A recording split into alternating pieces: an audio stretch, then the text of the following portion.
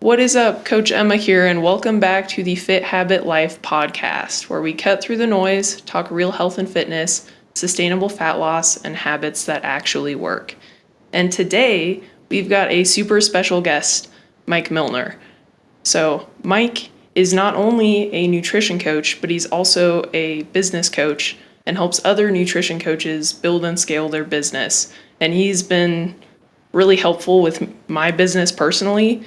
I'm part of the email collective. If you're a coach and you're not in there, you're crazy. It's a steal, really. But he has extensive knowledge in nutrition as well. And so today I just wanted to pick his brain and hear about him and his story. So introduce yourself, Mike. Yeah, thanks so much for having me. I think you covered it pretty well. I've been in this industry for a long time, well over a decade at this point, and started because of my own struggles with nutrition in my body, and went from being an athlete growing up and then went to college, continued to play sports. Once I graduated, I had no more like built-in activity, but I had a lot of college kid habits, like eating and drinking a lot. So I gained a significant amount of weight very quickly. Didn't recognize myself, kind of had this identity crisis, like who am I if I'm not an athlete, which then led me to trying to lose weight as fast as humanly possible, which of course led me to lose weight and gain it back many times over. And I tried pretty much every diet under the sun, any quick fix, anything that promised me fast results, I was all in, and I would go at it 100 miles per hour, would lose a significant amount of weight very quickly, and I would gain it back just as quickly. And that cycle continued for longer than it should have, because I guess I'm a slow learner. So I kept doing the same thing, hoping for a different outcome. And ultimately, it was really when I found strength training. I think that was kind of the first pivotal moment where I realized I didn't have to do hours of cardio every day, which I thought that was what you want to lose weight, you do hours of cardio, even if you hate it. That was my mindset. And once I found strength training, it was actually something that I enjoyed doing, where I could see tangible progress outside of just the scale. And I did notice that a lot of people that I was working out with had similar struggles. Like nutrition was always the sticking point. So that's what got me into wanting to understand it. I felt like I was missing something. So I poured into educating myself on just nutritional science, human metabolism, how the body works. And that ultimately led me to finding kind of my own way out of the dark place that I was in. I had struggled with disordered eating tendencies, body dysmorphia, perfectionist tendencies, orthorexia, and ultimately was able to crawl out of that dark place, find a sustainable way of doing things that felt good for me. And that's why I wanted to pay it forward. So I started as a personal trainer, then became a nutrition coach, then launched my own nutrition coaching business, then started helping other coaches with their businesses. And that's kind of been my evolution in the industry. Awesome. Well, thank you so much for sharing. I feel like most coaches have gone through a similar journey. I've talked about on your podcast and others and on mine, my struggle with eating disorders and food relationship and trying all the fad diets under the sun. So I feel like that's very common.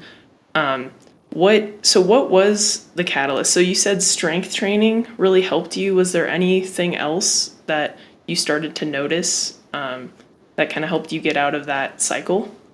Yeah, strength training was the first thing that got me off of the cardio hamster wheel, which I was very fortunate to get off of that, because I really didn't enjoy it. And I would just do like 2 hours a day of just pure misery. And I hated it every time. And when I discovered strength training, it was like a small local gym. And the guy who owned it was just like, first day I was there, he's like, if you want to look better, feel better, look better naked, love what you see in the mirror, you should not be doing cardio every day. And I was like, whoa, he's like talking right to me. It's like strength training is how you shape your body. It's how you get the physique that you want. It's how you get your muscles to pop. And I was like, all right, sign me up. I'm in. So I signed up for like boot camp classes. And even though it wasn't necessarily the most effective strength training style, I could see clearly how I was progressing, like using 20-pound dumbbells and then 30s and then 40s and 50s and continuing to progress. And that was good for just like the motivation and to keep going. And then I would say the second catalyst was I struggled a lot still with nutrition, like I mentioned, and I noticed a lot of the people at the gym that I was going to, they would do these 6-week challenges, which were like the old school sign up for quote unquote free, but you pay a deposit, and if you lose 20 pounds in 6 weeks, you get your money back, and if not, you don't. And so a lot of people at the gym were doing those types of challenges, and I started noticing that they would lose the weight, they would gain it back after the challenge, so they would hit their goal, and then like weeks later, they'd be right back to where they started.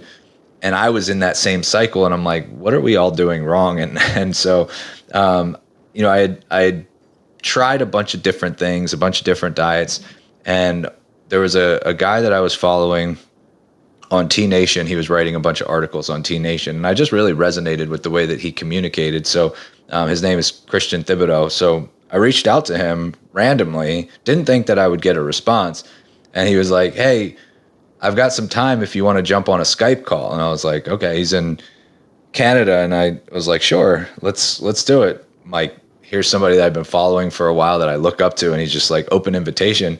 Well, we ended up talking for over 2 hours, and Oh, wow. he didn't charge me for the conversation. It was just like, wanted to hear about my journey and what I was going through. And he kind of opened my mind to the fact that he was like, everything that you've been doing, you've been trying to follow somebody else's plan. Like, you've been trying to fit a square peg into a round hole.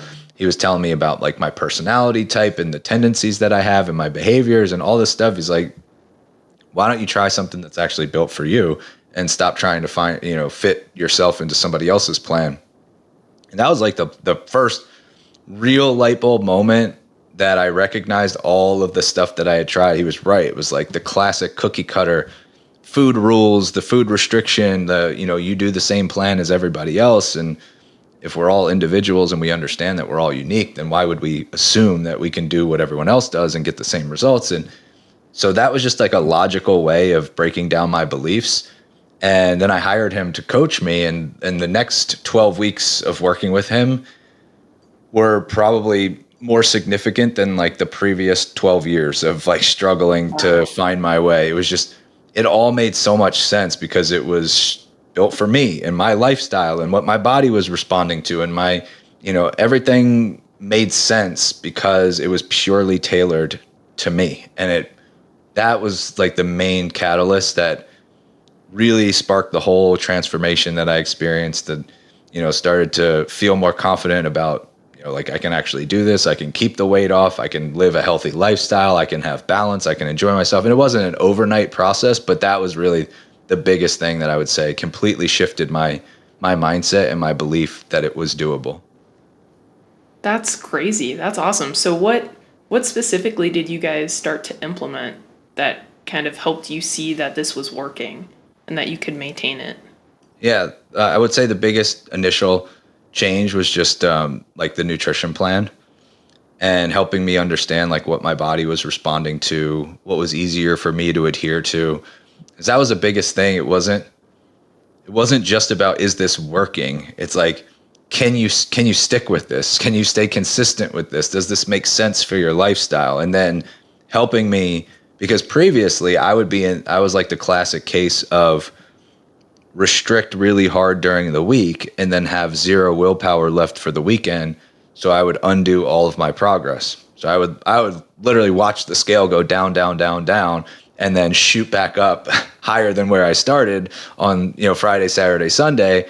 I was the classic diet starts Monday person. We're like, all right, here we go. I got to undo all this damage again, Monday through Friday. Same thing. I would be extremely, extremely restrictive. And so he helped me find a way of like, let's not make your weekdays like that. And let's not make your weekends as crazy as they are. So it was like finding that middle ground where I could still enjoy some more flexibility on the weekends, and not be as strict during the week. Like it was all about consistency. And can you actually adhere to this? Does this make sense for your lifestyle? So I was finding the right combination of macros, the right food choices that worked for me, the right structure of my meals and everything around my training. And it was just, everything just made so much sense because it was truly a matter of like, can you stick with this? And that was the number one metric that we were looking at. And then of course the results just kind of happen as a byproduct. That's awesome. Yeah, and that's That's what I've noticed too. Like if it's not sustainable, then it's just not going to stick. And most people, as you said, they're trying to fit like a square peg in a round hole and choose like one of those popular like fad diets and stuff and have their lifestyle fit it, but it's not built for them. And so that tends to be the problem and why most people, you know, they don't keep the weight off. So is that what you do with your clients? Yep, that's pretty much it. There's no secret sauce to what we do. It is very much the same exact approach. It's personalizing everything, helping the individual understand what their body responds to, what makes them feel their best, what food choices work well for them, how to structure their meals and everything based off of their schedule.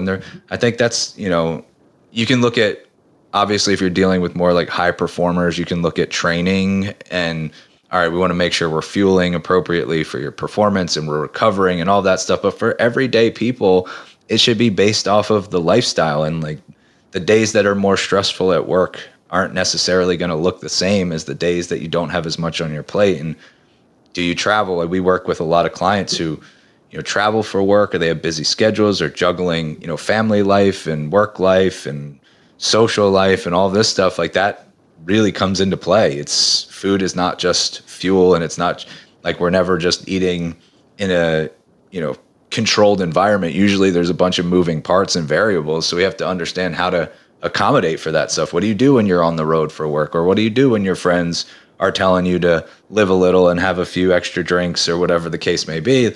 That's the real magic. Like that's the real magic of coaching. It's not that we have some secret formula to give you like the best ever macro plan. And the best macro plan in the world doesn't matter if you can't stick to it, if it doesn't make sense for your lifestyle. So I find that it's the lifestyle piece, which encompasses a lot. It encompasses your mindset and your behaviors and your habits and routines and your work life, your family life. But that is where the bulk of progress is actually made and kept, and not so much, the specific training program that you're doing or the specific macro formula that you're using. It's more about the everyday lifestyle stuff that actually moves the needle.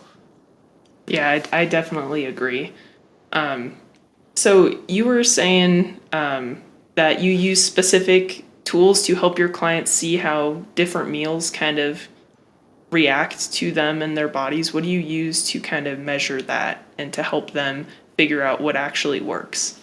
Yeah, so we're doing some like basic subjective and objective data.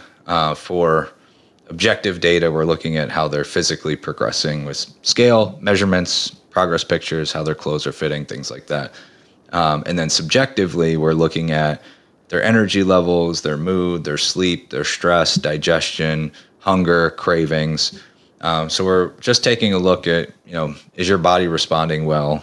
Are you noticing after a certain meal that you're bloated or constipated? Are you noticing that you feel more energetic or more lethargic? Are you noticing any brain fog? If we're focusing on a meal before your workout, did you have a lot of energy? Did you crash and burn halfway through? What was your recovery like post-workout?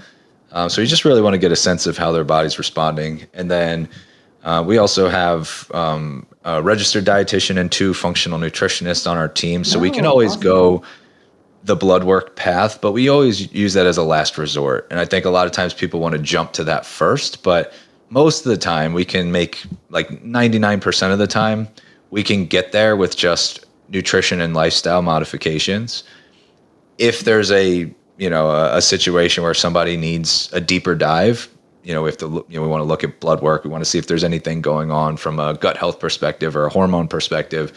We can go down that rabbit hole, but we usually reserve that for last case, last resort.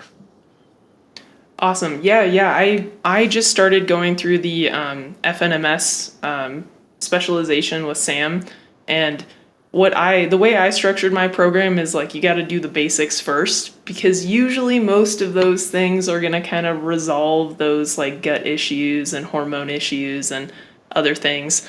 And so that's kind of this I take the same approach, because it's like, why spend hundreds of dollars on like a GI map or like blood work when you're not even eating protein with every meal or Yep, walking, right? exactly. Yeah, that's awesome. Cool. So how did you get a registered dietitian to work with you guys, and what was the deciding factor in adding one to your team? She was actually a former client. So she was Oh, somebody that went through our program. We've worked with a lot of coaches, trainers, nutritionists, RDs have come to us as clients, which is always fun. They're usually some of the most difficult clients, if I'm being honest, because we know too much. But it's like we assume that just because we know it, that means that we're automatically going to do it. But that's not the case. I know me personally, I would never want me as a client. I'm the worst client. So we have so yeah, she was an amazing client though, and saw incredible progress and just really loved our philosophy and what we were all about. And it was just a conversation that was, she was like, if you're ever looking for anybody to join your team, it would be so fun. And we just kept that conversation going. I think it was like maybe 3 to 6 months after she stopped working with us, and we had been having those chats. And then I was hiring, and I thought it would be cool to have somebody with that skill set. And so yeah, we made that move, and it's been great. And it definitely adds, a layer of security for our clients, knowing that if there is anything that does require more of a deeper dive, we have the team in place that can help them with that. that's awesome. Yeah, and did the functional nutrition coaches, did they go through something like Sam's thing, or are they like functional practitioners? Yeah, they went through FDN. Okay. So yeah, they get the certification of being able to order labs and look at blood. Yeah, so it's wanted to make sure that it was like that we were covered legally if we ever wanted to do anything with like ordering blood work and being able to do that. And that's where having the RD. There's certain things that the RD can do that the functional nutritionist can't, but there's a lot that the functional nutritionist can do that the regular coaches can't. So we kind of have layers of coaching that we can go through. That makes sense. That's smart. How many coaches do you guys have on your team? At this point, we have a core group of like six, which is smaller. I've had as many as like 15 at our peak, Oh but then wow. as I've been doing more on like the business coaching side of things, I've kept, because I had a lot of part timers who were like more specifics. Like we don't work with a lot of men, but I had a part time coach just in case, because we'll get some men come in here and there. And so I kind of had more like specialists for different areas. We kind of trimmed that down, and we just have like our core group now of about six coaches. That makes sense. That makes sense. Cool. So I'm gonna pivot the conversation a little bit. Sure. How has your like fitness journey and relationship to food evolved over the past like decade, from when you first started your business and started to see those results to like now? Yeah, I would say I I think something that not a lot of people talk about is when you have disordered eating tendencies. And I grew up with it. Like I experienced from a very young age that like my mom was always on a diet and counting points and doing all of like the traditional fads and things like that. And Weight Watchers was huge at that time. And then my oldest sister had a real severe bout with anorexia, almost lost her life. My other sister Sorry to had hear some that. issues, body image issues, and so I definitely was exposed to that at a young age. So I was susceptible to kind of a similar relationship with food, and that definitely, for me, it was more obsessive. It was more like, if you tell me I can't eat something, like I'm never going to eat it type of mindset. And I definitely went down that rabbit hole of like only clean foods. Just basically orthorexia is an obsession with clean eating. And so I was like the type of person where we go out to eat and I would order a salad, but no dressing, no cheese, not like, just give me raw vegetables. Don't cook anything in oil. Just use spray. I just want like chicken and salad and everything is raw. I was like that type of person, that extreme. And it just wasn't healthy.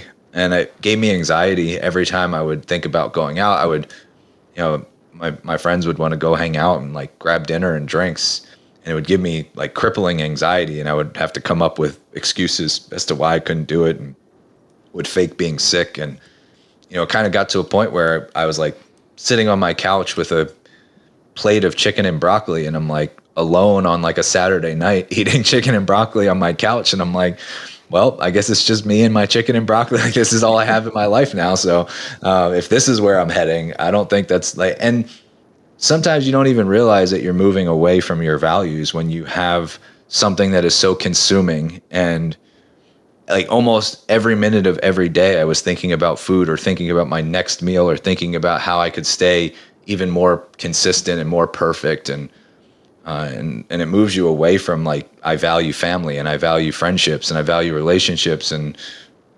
experiencing life. And now I'm doing all the opposite of that. So I think I'd be lying if I said that those thoughts just disappear completely and they never resurface. And it's the same thing with like body dysmorphia.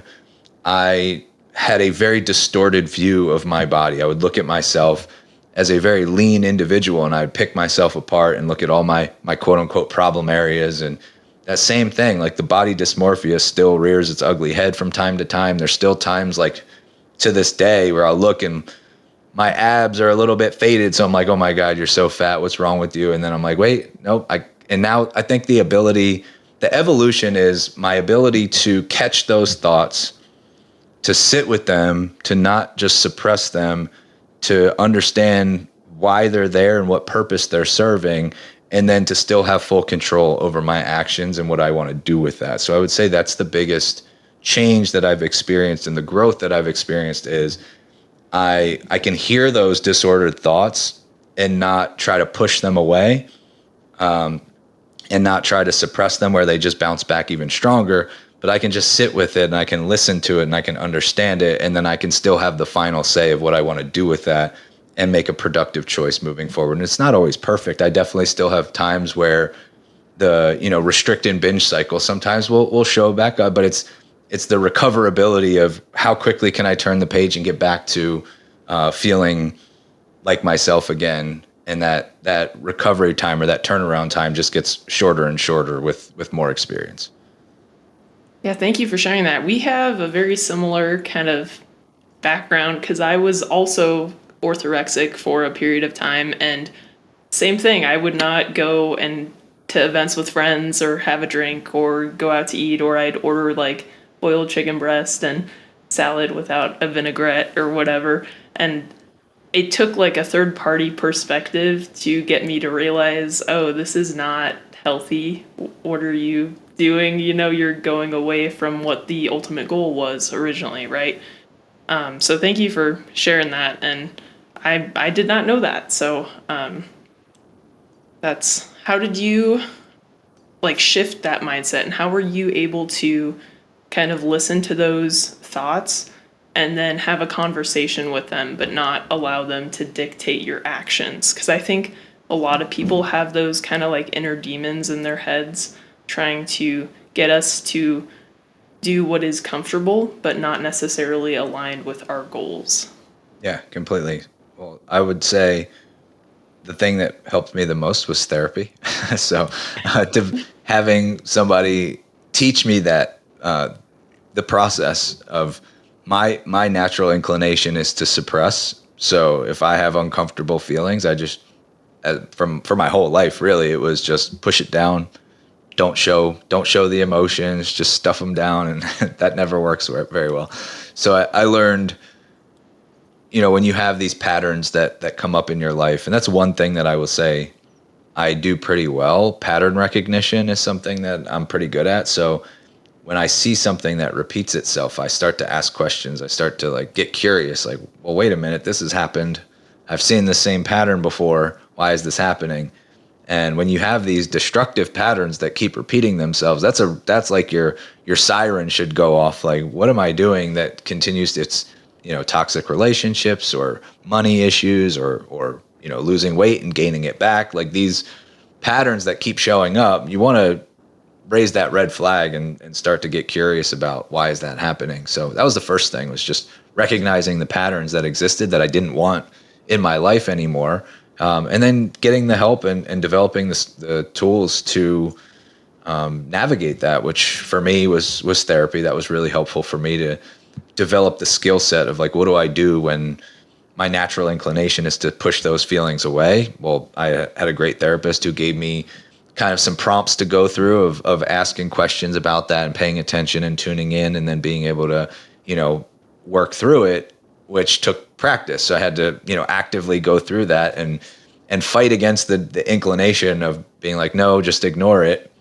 So then that would set off the alarm in my head, like, wait a minute, that's what I would normally do. Let me try this prompt that my therapist gave me and just see how it fits. And at first it's awkward and you're like, oh, this is stupid. Why am I doing it? And then you keep doing it more and you're like, oh, this is actually helpful. It's making me feel pretty good about my ability to cope with this. So that was it. That was just, recognizing that there were things in my life that I didn't want to be there anymore, getting the help and the support that I needed to learn how to deal with it, and then putting it into practice. And I think that's the biggest thing that so many people miss. The information itself doesn't change anything. And sometimes it feels good to learn. Like we almost like intellectualize the solution. Like, well, I learned about trauma and I learned about, my nervous system and how to regulate it. And I learned how to do these breathing exercises. You learned how to, but did you do it? Did you put it into practice? Did you take the action? Sometimes learning about it feels, and you can even repeat it to other people. Be like, oh, I know exactly how to do this. I know exactly how to, navigate these uncomfortable emotions. And I can explain it to you perfectly, which is great, but it doesn't do anything unless you do it. So just being able to regurgitate it or repeat it or teach somebody else how to do it, that's all well and good, but nothing will actually change or get better until you put those things into practice. And that is a trick that our minds play on us all the time, because we know something, we automatically assume that we're doing it, but knowing and doing are very different. Yes, yeah, totally agree. Something that I do check-ins with my clients every week, like via Zoom, and I was talking to my coach about it because he only does it for the first month and then it's a Loom check-in, and he says like because I thought I needed to have these because my clients, when they show up, it gives them that like motivation boost, like they're doing something. But then when we're not in the call, that's when they drop off. And so them showing up to the meeting and learning and talking with me gives them that like win, that like, oh, they're doing something and they're moving towards their goal. But then when they're not with me and they're not in the call, they're not actually doing the things all the time. So I'm actually going to move away from that because, again, it's like a very similar thing. It's like you're listening to all the podcasts, you're watching all the Instagram fitness coaches, like following them on Instagram and listening to them about do your 8,000 steps a day, have protein and all this stuff. You're downloading the guides, but if you're not like using them and you're not applying the information, you're not going anywhere. So that was a good point. Yeah, completely. Yeah, and thanks for sharing that too, because it is, I guess now it's less, more people are opening up about therapy and stuff. Like I'm in it as well, and it's been really helpful. But thank you for being vulnerable, because sometimes that can be tough to talk about. But I think most people kind of need it, at least some type of therapy, because it's hard to get out of your own way. And having that like third person kind of perspective on your life and unhealthy patterns that you exhibit is like super beneficial. Yeah, I think the stigma around therapy is kind of ridiculous. Like we automatically assume that it means something is wrong, and it doesn't have to be wrong. It's like you can practice healthy habits without being unhealthy, right? Like there doesn't have to be a negative starting point to say that therapy is useful or helpful. There are certain things that are beneficial no matter what the context is, and I believe, and maybe it's not for everybody, but I believe that it's beneficial in pretty much every context. It doesn't mean that somebody's broken. It doesn't mean that something's horribly wrong. It doesn't mean that you're damaged. Like I think that immediately when we hear therapy, we're like, oh, what's wrong with that person? And I think hopefully we can start to remove that narrative, because I just don't think it's true at all. Yeah, I agree. Growing up, it was like really common that only people in therapy had problems. It was more prevalent. Like now it's more of the norm to leverage that tool and utilize it. And I think I'm very glad about that, because as a kid, I was in therapy and it was not something I would have talked about openly, I guess. So yeah, that's awesome. And so how do you work through like mindset hurdles with your clients? What are some tools and techniques you use to help them overcome common pitfalls and falling off, like the weekend fall offs and that sort of stuff? Yeah, so it's a one that needs to be talked about and communicated, and then we like to put the client in the driver's seat and give them full autonomy over their choices. And I think that's the biggest thing is we remind our clients all the time, nobody's forcing you to do this. Like nobody cares if you lose weight, nobody cares if you prioritize your health. You did this for you. No, there's like this is your goal, this is your body, this is your life. So the first thing is just reminding them, and I think sometimes you can feel this pressure for some reason, like I have to do this for XYZ, but you really don't. It has to be an internal motivation. And if you're doing this for somebody else or you're doing this for some other reason outside of yourself, it's really difficult to stay consistent with it. So a lot of times with like the weekends, if that's, the common roadblock, it's like, well, what do you actually want? Do you want to be healthy and fit, or do you want to say YOLO every weekend and enjoy yourself? And there's no right or wrong. And again, it's like the reminder of nobody's forcing you to do one thing versus the other. You get to choose from a place of what do you actually want. So we really want to make sure that when they're making the decision, that it's their own decision and that they're recognizing like I own this choice. So if the choice is like, you know what, I really don't enjoy going off the walls every weekend. I would like to be healthier and get control over that. Okay, great. Well, now let's talk about what are the things that cause the situation, the roadblock to get the best of you. So then we can start to get like more tactical, like what is kind of like the trigger that leads to the negative behavior? Because there's usually something, that's recurring. It's like, well, I do well until XYZ thing happens. And then how do we replace that with like a more productive, so they're getting something out of it. Like, well, anytime my friends tell me to just, have an extra drink, I always listen. Okay, well, why? What are you getting out of that? Well, it makes me feel close to them. Was there any way that you could feel close to them without getting the extra drink? Well, yeah, I could, get like a club soda instead, but I just like the act of drinking. That's actually a common one where we're in a social setting and it's not necessarily the alcohol itself. It's just the act of drinking with your friends, and like get a club soda with lime, get a splash of cranberry juice in there and make it nice and pink, and you'll feel like you're having a fancy cocktail with your friends.